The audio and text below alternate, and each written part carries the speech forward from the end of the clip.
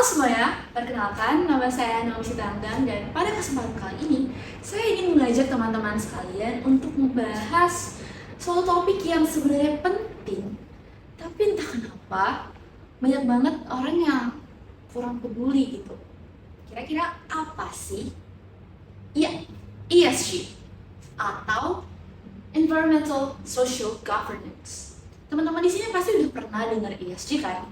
Biasanya sih ada di laporan keuangan atau data-data perusahaan yang ngasih tahu nih ESG-nya gimana. Tapi ada hal yang ingin saya jawab pada kesempatan kali ini.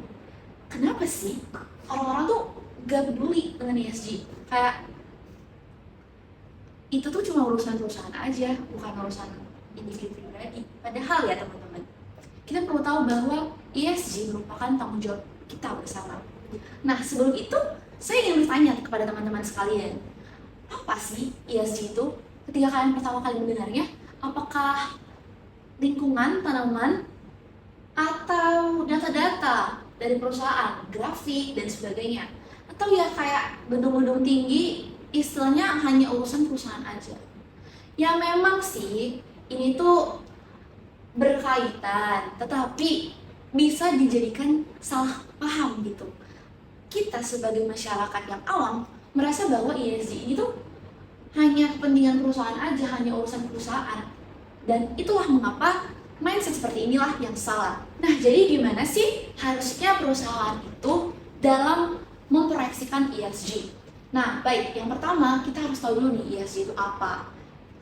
Yang pertama adalah environmental, atau bagaimana sih perusahaan tersebut itu memberikan dampak terhadap lingkungan. Dan ini tuh bukan cuma sekedar tanaman, hewan, tapi juga ngebahas tentang udara yang kita hirup setiap hari, sungai-sungai di perkotaan, bahkan sesimpel lingkungan di kampus kita ini. Jadi perusahaan itu harus bisa nih maintain pabrik mereka, produksi mereka agar tidak mencelakai bumi lebih parah lagi. Kemudian ada social, yaitu membahas tentang bagaimana sih bisnis ini tuh memperlakukan manusia. Dan di sini tuh maksudnya adalah gimana sih perusahaan ini tuh memperlakukan karyawannya, apakah gak digaji dengan layak, apakah komunitas yang membangun, itulah yang harus juga diperhatikan oleh perusahaan. Dan yang terakhir adalah governance, yang membahas bagaimana bisnis tersebut dijalankan. Apakah perusahaan ini tuh memberikan akuntabilitas yang jelas, apakah perusahaan ini jujur, atau hanya menguntungkan beberapa pihak saja. Kalau gitu, apa sih yang bikin kita sebagai masyarakat atau orang awam ini terkesan kurang peduli? Jadi teman-teman, kita tuh bukannya peduli, tapi the leaders are speaking the wrong language. Jadi teman-teman, perusahaan ini, para pemimpinnya itu tuh menjelaskan ESG dengan cara atau konsep yang kurang tepat.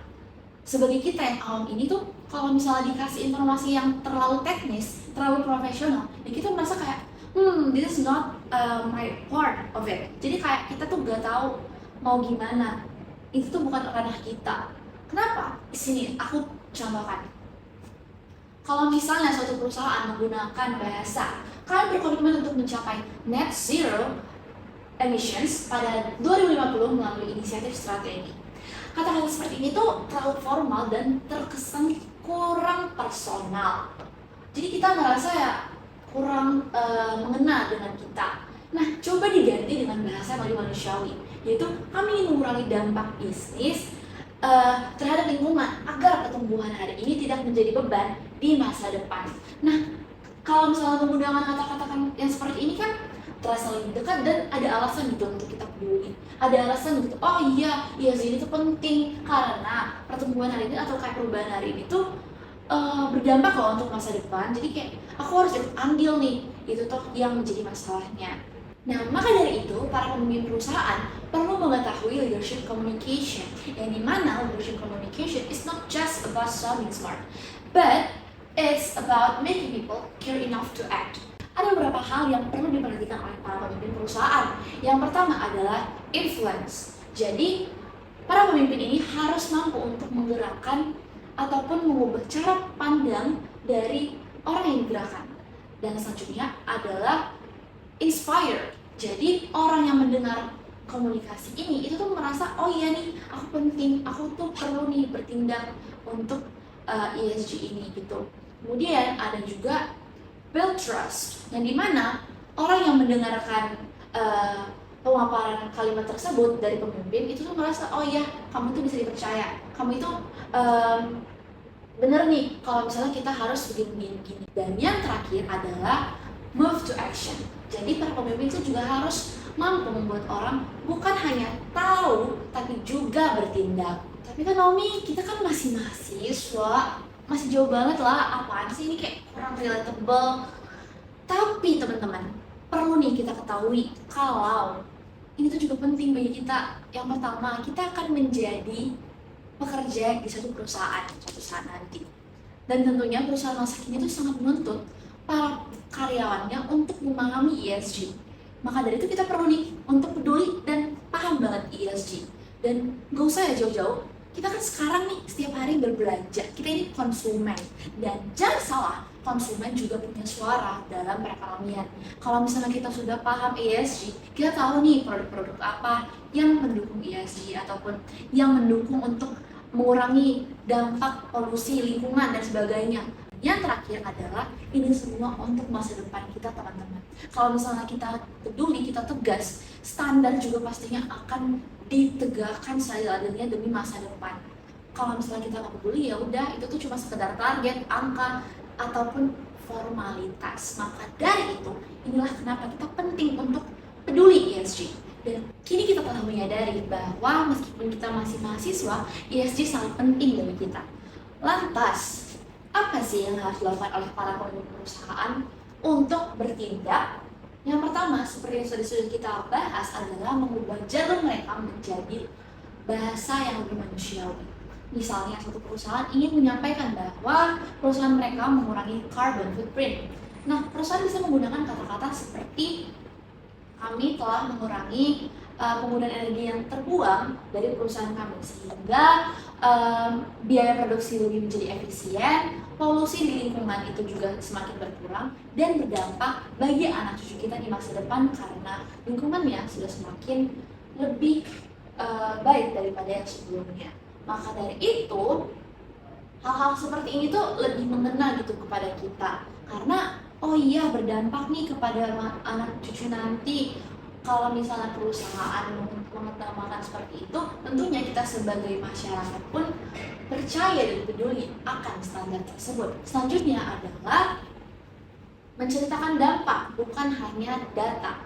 Mirip seperti yang tadi, kalau misalnya kita hanya tahu angka, hanya tahu data, ya angkanya lah angka tanpa konteks. Maka dari itu perusahaan perlu menarasikan, karena ya kita bukan komputer yang tergerak dari data-data, tapi kita perlu yang namanya makna dari perubahan yang mereka sampaikan, makna dari kami sudah begini-begini nih, oke, terus maknanya apa, itu yang lebih perlu untuk kita. Nah, dan yang terakhir adalah menghubungkan ESG dengan kehidupan audiens. Sama seperti tadi, makna itu penting, tapi audiens juga perlu diperhatikan, karena untuk setiap audiens itu caranya berbeda-beda, gak bisa cuma satu cara. Misalnya pada investor, para perusahaan ini tuh harus bisa mengaitkannya dengan ESG ini, targetnya seperti ini tuh, perubahan seperti ini tuh mampu membuat produktivitas yang berjangka panjang, kemudian